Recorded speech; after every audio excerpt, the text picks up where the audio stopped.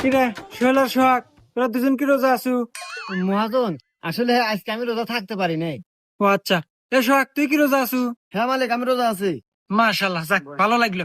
এই নে, এখানে 1,000 টাকা আছে, কাম শেষে বাড়ির নাকি ইফতার নিয়ে যাইস। ঠিক আছে মালিক। আচ্ছা, তাইলে দুইজন ভালোভাবে কাজ কর।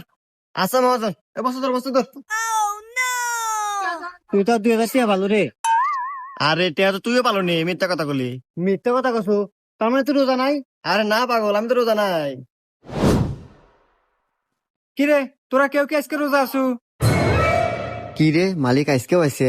আজকে আমি ভুল হরমু না, আজকে আমি মিথ্যাটা কমু, দেখতেছি টিয়া আজকে হাতে আছে। হ্যাঁ মহাজন, আমি আজকে রোজা আছি। আর সোহাগ তুই?